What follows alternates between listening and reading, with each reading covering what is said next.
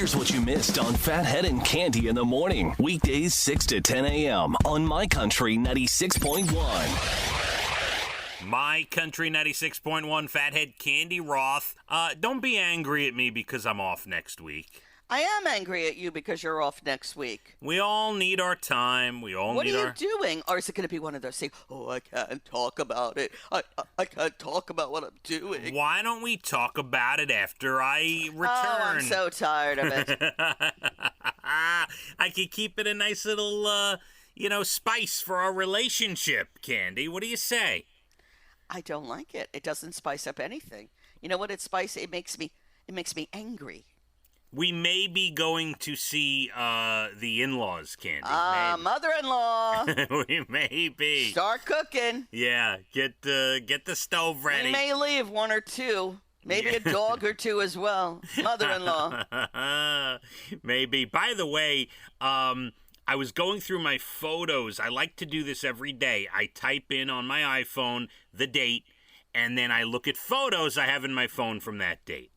3 years ago, today, on June 22nd, 2018, was the day that the chainsaw blade went through Dana's windshield, Cande. Oh. Yeah. You remember that story. I do. She's lucky to be alive. She has a guardian angel or two or three or four. She was driving on Sunrise Highway. A landscaping truck dropped a chainsaw blade. Not a chainsaw, the blade of a chainsaw. But when it's flying at you at 60 miles an hour, it doesn't need anything else. No, right. My point is, I think it made it worse that it was just the blade. Yeah. It flew through the air easier, you know what I mean? So the blade pops up off the ground, literally flies right through the windshield, and my goodness, lands about an inch from her, Cande. Wow. Really? Now, do you know whose truck that was or anything like that? No, we never figured it out. He just kept going. I wonder if he even knew that happened. I happened to be on the phone with Dana at the time. So it was scary. That is scary. I heard the reaction, as it was happening. It was, yeah. I'm yelling. I remember I was in the office and I'm yelling. Very helpful. I was yelling, "Are you okay? What's wrong? What's wrong?" She couldn't get the words out. It was. Of course not. Wow. Well, yeah. Thank heaven. She's okay. Yes. Cande, today, more family stuff. Today is National HVAC Tech Day. Air conditioning, heating, all that stuff. I was wondering what you were talking about. Yeah, HVAC. Come on, the heating, air conditioning folks. My brother-in-law, Paul, upstate, is a manager at a big company that does heating and air. I'm and sure that he's stuff. very busy. Yeah, so they have a lot going on. Today is National Chocolate Eclair Day, Cande. Oh, it's been a long time since I had one of those. Long time. I'm assuming Brian can make chocolate eclairs. He makes everything. Think so. I mean, he could if he tried, but yeah, no. That hasn't been in his repertoire. And that's good, though. Yeah, I'd like a bite of one of those. The final thing today, it is National Onion Ring Day, Cande. It's hard to get a good onion ring. Don't you agree? Okay, so I'm not that particular as long as it's fresh and, I like a crunchy onion ring, but, I'll eat just about any type of onion ring. There are very bad onion rings. First of all, you have to use fresh onions. Some of them use, I'm not naming names, but I don't know what they're calling an onion. And then it has to be crispy without all the, the crispiness falling off, and then you're left with just the onion.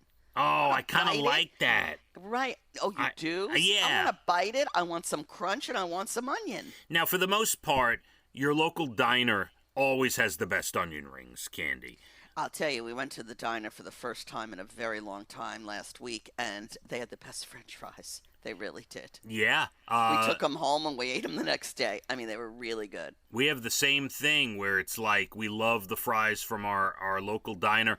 But, yeah, I'm always down for a good onion ring. It's just at the point now where I don't get them as often. And if I do get them, if you get a plate of onion rings, I'll have, 2.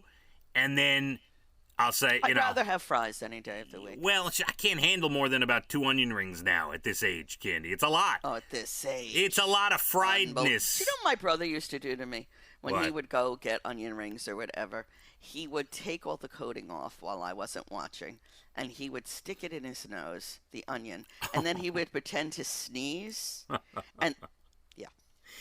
That's my childhood. You tell some very intriguing stories Yes, from your brother. That's an older brother. That's right. Yeah.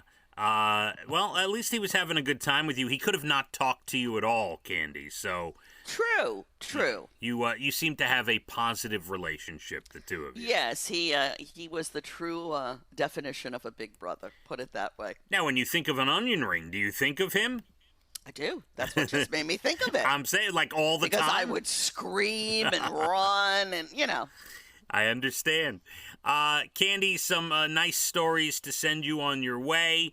A FedEx driver in South Carolina saw a garage on fire last Tuesday. He ran to the house, made sure everyone got out, and just got back in his truck and went on delivering packages, Candy, like a true worker. Yep. Love them. I always make sure to say hi when I'm walking Tilly and I see the guys that are delivering boxes. I always make a point to be extra friendly. Uh-huh.